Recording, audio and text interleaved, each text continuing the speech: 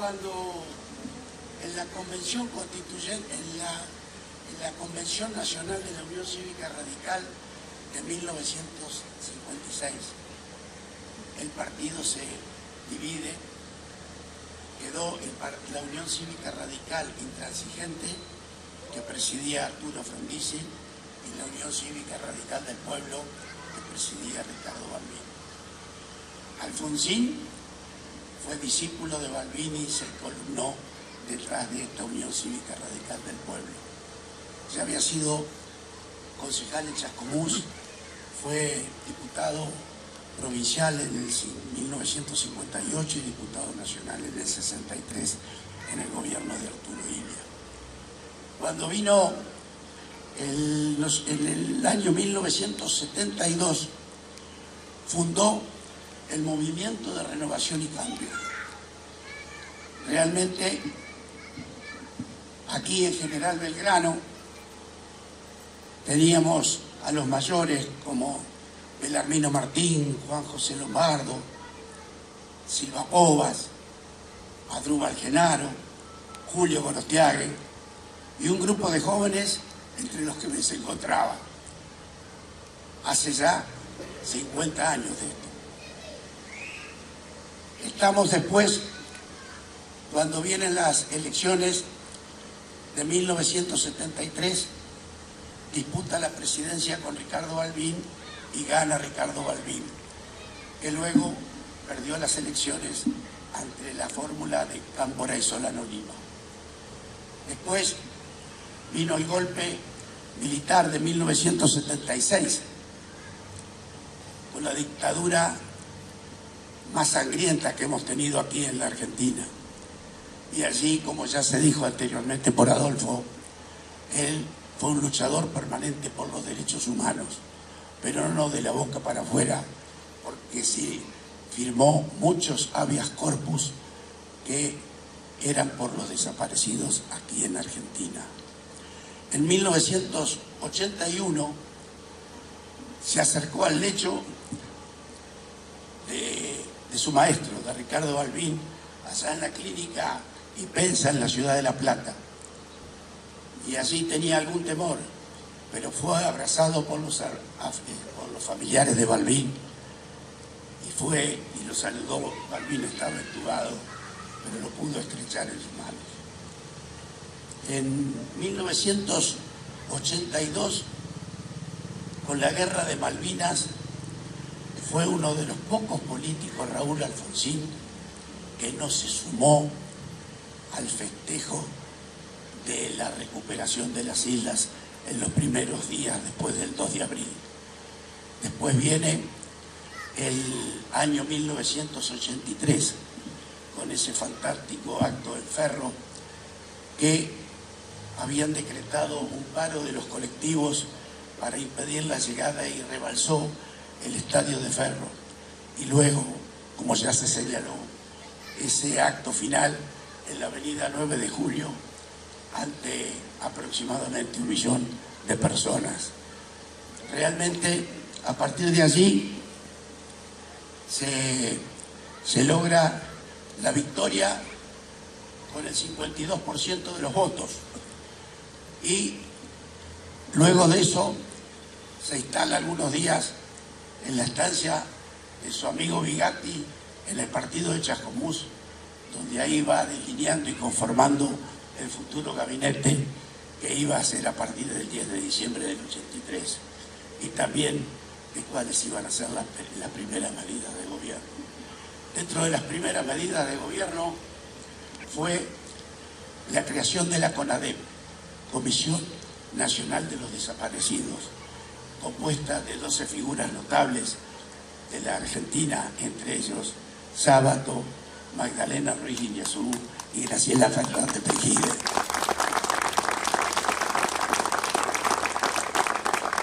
También así determinó el juicio a las juntas.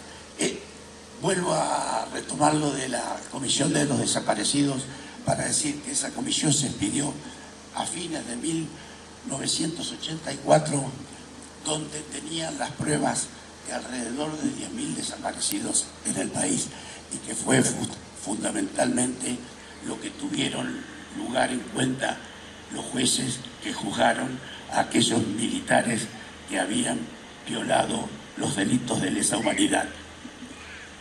Bueno, a partir de entonces, una de las cosas que hizo fue una consulta popular por el conflicto con el Bicle, y esa consulta popular arrojó un 82% de los votantes por el sí, y eso permitió que finalizáramos un largo conflicto de años que tuvimos con el país chileno. También tenemos que tener en cuenta que el Poder Judicial fue realmente independiente a partir de él.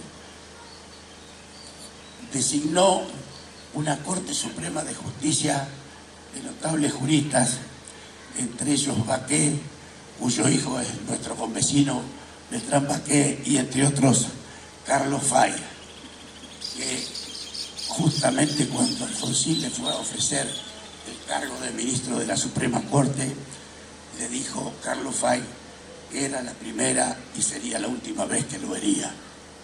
Bueno, después tenemos como otros aspectos del gobierno la reformulación o refundación del sistema educativo argentino. También puso nuevamente en vigencia la reforma universitaria y también hizo que Argentina tuviera un lugar preponderante en el mundo. Eso fue obra de Raúl Alfonsín. Seguramente eran épocas difíciles, como ya se señaló aquí, con el problema de Semana Santa, cuando estábamos allí en la Plaza de Mayo y viajó a Campo de Mayo para hablar con los Carapintada, y cuando regresó habló de que no había habido derramamiento de sangre, las felices Pascuas, la casa está enorme. ¿Cómo nos vamos a olvidar de eso? También en ese momento acompañaba a Antonio Cafiero, que estaba con el Partido Justicialista, la renovación del Partido Justicialista.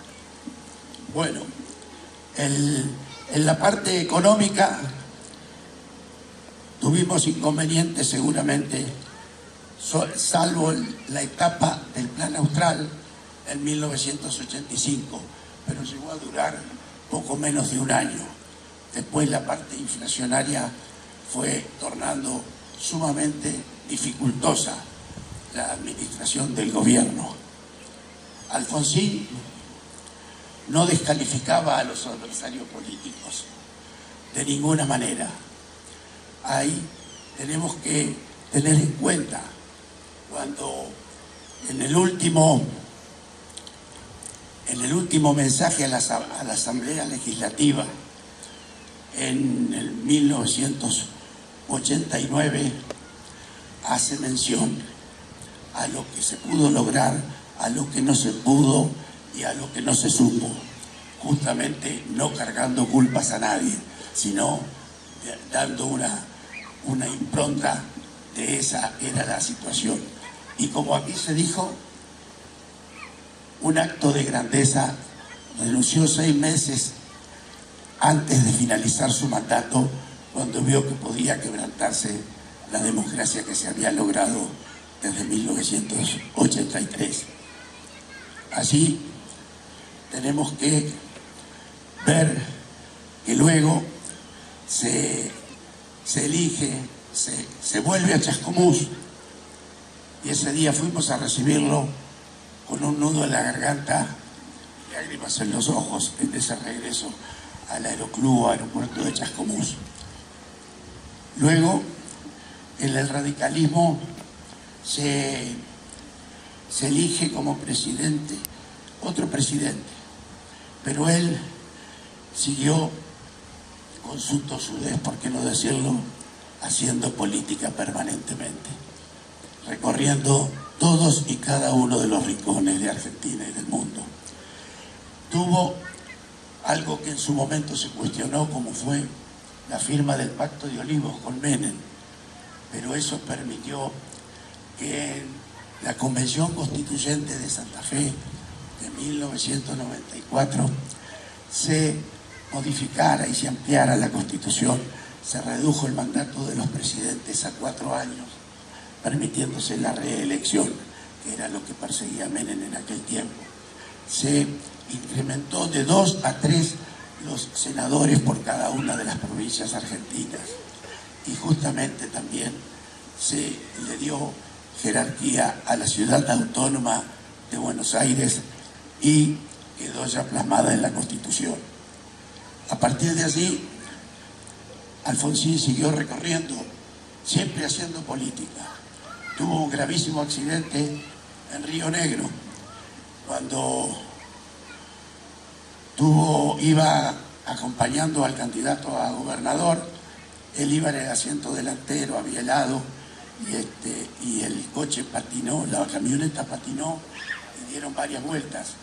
Y él no iba con cinturón de seguridad porque iba adelante, y quería darse vuelta para hablar con el candidato que iba en el asiento de atrás.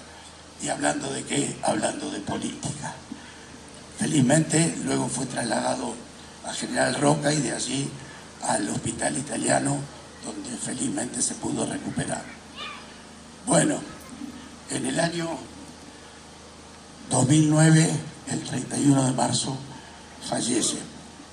Allí fueron velados sus restos en el Congreso Nacional y fue sepultado en el Panteón de los Revolucionarios del 90, en el cementerio de la Recoleta. Su legado, como ya se dijo anteriormente por Adolfo, fue fundamentalmente la unidad nacional. Nunca fue citado a los tribunales de Comodoro Pi por ningún hecho de corrupción. Y también creo que su legado es la unidad de lo que él denominaba los consensos, los comunes denominadores para encontrar en los momentos de crisis las soluciones que necesitan los países. Así que este es el legado que nos tiene que, justamente en este momento, donde hace pocos días, en el Te Deum del 25 de mayo, el arzobispo de Buenos Aires, con la presencia del presidente de la Nación, habló de que en Argentina hay de 10 chicos, 6 son pobres. Justamente es cuando tenemos que encontrar esos comunes denominadores, como quería Alfonsín, para ir cada uno con sus banderas, pero por encima de todo la celeste y blanca. Gracias.